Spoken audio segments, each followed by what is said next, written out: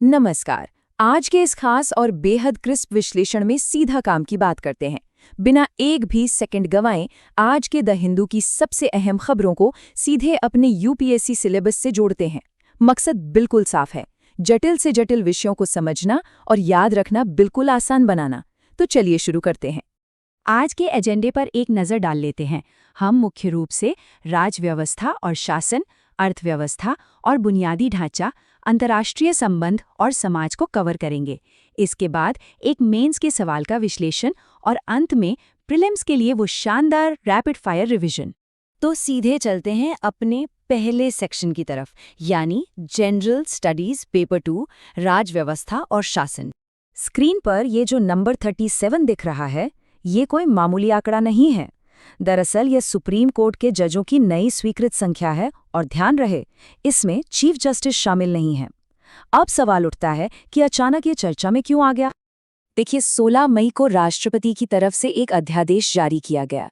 क्योंकि संसद सत्र में नहीं थी, इसलिए संविधान के अनुच्छेद 123 का सीधा इस्तेमाल हुआ। अब चीफ जस्टिस को मिलाकर सुप्रीम कोर्ट में कुल 38 जज हो गए हैं। ऐसा करना जरूरी क्यों था? कारण है अदालतों पर 93,000 से ज्यादा पेंडिंग केसेस का भारी दबाव। अगर इसे सिलेबस से जोड़कर देखें तो ये करंट अफेयर सीधा शक्तियों के पृथक्करण यानी सेपरेशन ऑफ पावर्स और न्यायिक नियुक्तियों के स्थिर कंसेप्ट से जुड़ जाता है। अब बात करते हैं पोषण की। जिस योजना को हम मिड डे मील के नाम से जानते थे, उसे 2021 में पीएम पोषण शक्ति निर्माण का नया नाम दिया गया। हाल ही में बिहार के एक गांव से भोजन में सांप मिलने की एक बेहद दुखद घटना सामने आई है, और इसी वजह से राष्ट्रीय मानवाधिकार आयोग यानी एनएचआरसी ने राज्य सरकार को नोटिस भेजा है। यहाँ परीक्षा के लिए जो सबसे अहम पॉइंट याद रखना है वो ये कि इस योजना में केंद्र और राज्य के बीच फंडिंग का जो अनुपात है वो 60-40 का है। शासन के मोर्चे पर दो और अहम अपडेट्स हैं। पहला चुनाव से जुड़ा है, जहां पश्चिम बंगाल की मतदाता सूची से करीब 27.16 लाख नाम हटाए गए हैं।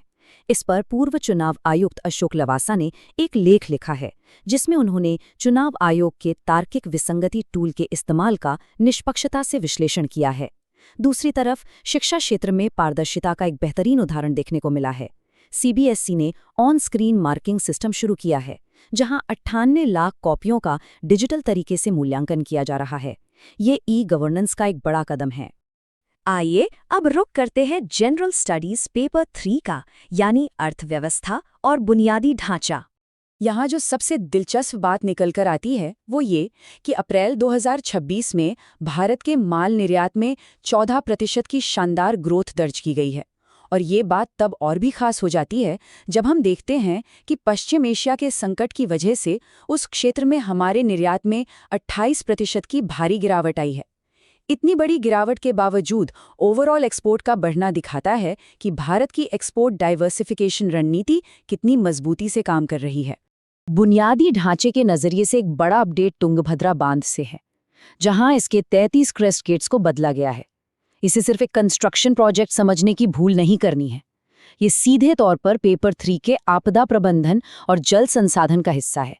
इस कदम से 105 टीएमसी से ज्यादा पानी की क्षमता को सुरक्षित किया गया है, जो किसी भी बड़ी संरचनात्मक विफलता यानी स्ट्रक्चरल फेलियर को रोकने के लिए बहुत जरूरी था।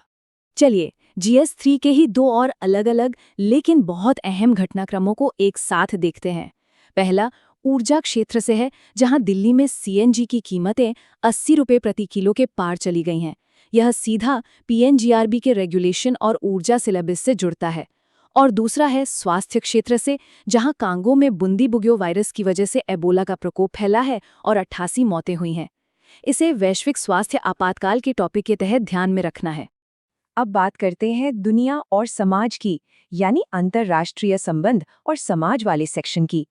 ब्रिटेन की राजनीति में इस वक्त काफी दिलचस्प हलचल है। ऐसा लग रहा है कि यूके अब एक 5 पार्टी सिस्टम की तरफ बढ़ रहा है। अगर हम निष्पक्ष रूप से आंकड़ों पर गौर करें तो रिफॉर्म पार्टी ने 26% वोट शेयर हासिल किया है, जिसने लेबर और ग्रीन पार्टी के पुराने समीकरणों को पूरी तरह हिलाकर रख दिया है। अब सोचने वाली बात यह है कि इसका भारत पर क्या असर होगा। तो बता दें कि इस राजनीतिक अस्थिरता का सीधा प्रभाव Bharat UK free trade agreement यानी FTA की चल रही बातचीत पर पड़ सकता है। कूटनीतिक और क्षेत्रीय स्तर पर भी कई बड़े बदलाव देखने को मिल रहे हैं। एक तरफ अमेरिका और चीन के बीच स्थिरता बनाए रखने के लिए ट्रंप और शी की एक बहुत ही महत्वपूर्ण बैठक हुई है। वहीं अगर समाजशास्त्र के नज़रिए से अपने देश के अंदर देखें तो केरल की राजनीति में एक नया शिफ्ट दिखा है, जिसे वर्नाक्युलराइजेशन कहा जा रहा है, जहां हाल ही में भाजपा ने 3 सीटें जीती हैं। इसके अलावा पूरे भारत में पेड़ काटने को लेकर जो हालिया विरोध प्रदर्शन हो रहे हैं, वो सीधे हमारे GS3 के पर्यावरण वाले हिस्से से जुड़ जाते हैं। और ये जो अगला पॉइंट है, ये बहुत ही शानदार तरीके से दिखाता है कि भारत की विदेश नीति कैसे बदल रही है। ओस्लो में हुआ तीसरा भारत नॉर्डिक शिखर सम्मेलन कोई आम कूटनीति नहीं है। ये आर्कटिक क्षेत्र के उत्तरी समुद्री मार्ग यानी NSR और वहां के महत्वपूर्ण खनिजों तक पहुंच बनाने की एक सोची समझी रणनीति है। बिल्कुल इसी तरह नीदरलैंड के साथ जो हमारी रणनीतिक साझेदारी है, उसका फोकस वाह पर है, यानी वाटर, एग्रीकल्चर और हेल्थ। ये हमारी ऊर्जा और तकनीकी ज़रूरतों के लिए एक बड़ा गेम चेंजर साबित हो सकता है। चलिए अब थ्योरी से आगे बढ़कर सीधे एप्लीकेशन पर आते हैं, यानी मुख्य परीक्षा के प्रश्न का विश्लेषण। अर्थव्यवस्था का यह सवाल थोड़ा हाई डिफिकल्टी लेवल का है। सवाल है कि भारत की 14% की माल निर्यात वृद्धि संरचनात्मक कमजोरियों को छिपाती है और पश्चिमी एशिया संकट के कारण निर्यात में 28% की कमी के साथ भारत की निर्यात विविधीकरण रणनीति का आकलन करें। इस तरह के सवालों में सिर्फ ग्रोथ रेट को देखकर खुश नहीं होना है, बल्कि उसके पीछे छिपे स्ट्रक्चरल रिस्क को भी गहराई से खोजना होता है। तो आइए देखते हैं कि इस सवाल के लिए एक बेहतरीन और हाई स्कोरिंग आंसर का ढांचा कैसा होना चाहिए। सबसे पहले कॉन्टेक्स्ट सेट करना है कि कैसे ओवरऑल निर्यात बढ़ा लेकिन पश्चिम एशिया में भारी गिरावट आई। दूसरे स्टेप में अपनी रणनीति बतानी होगी, जैसे कि हमने कैसे 20 से ज़्यादा नए सेक्टर्स और 17 नए गंतव्यों की तरफ रुख किया है। तीसरे स्टेप में कमियां बतानी हैं, जैसे कि चालू खाता घाटा, भू राजनीतिक झटके और सप्लाई चेन की दिक्कतें। और अंत में एक बहुत ही स्पष्ट वे फॉरवर्ड देना है, जिसमें RODTP, नए FTAs और सर्विस सेक्टर को समानता देने की बात शामिल हो। और अब समय है हमारे सबसे तेज और अहम सेक्शन का, रैपिड फायर रिवीजन। तो अपना पूरा फोकस यहाँ ले आइए। प्रीलिम्स में फंसाने वाले इन ट्रैप फैक्ट्स को जल्दी से देख लेते हैं। PM पोषण योजना में फंडिंग अनुपात 60-40 है।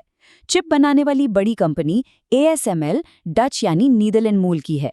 चिपको आंदोलन 1973 में उत्तराखंड के चमोली में शुरू हुआ था और तुंगभद्रा बांध कृष्णा नदी की सहायक नदी पर स्थित है। ये वो फैक्ट्स हैं जो सीधे MCQs में छपते हैं। इसी रफ्तार को बनाए रखते हुए आगे देखते हैं। कैंपा एक्ट 2016 में लागू हुआ। हॉर्मुज़ जलडमरू मध्य से दुनिया का लगभग 20% तेल और गैस निर्यात होता है। अनुच्छेद 326 के तहत 61वें संशोधन के जरिए मतदान की आयु 18 वर्ष की गई थी। और सबसे बड़ा ट्रैप जो अक्सर कंफ्यूज करता है, CBSE कोई वैधानिक निकाय यानी स्टैट्यूटरी बॉडी नहीं है, बल्कि एक रजिस्टर्ड सोसाइटी है। इन छोटी छोटी बातों को याद रखना ही प्रीलिम्स क्लियर करने की असली चाबी है।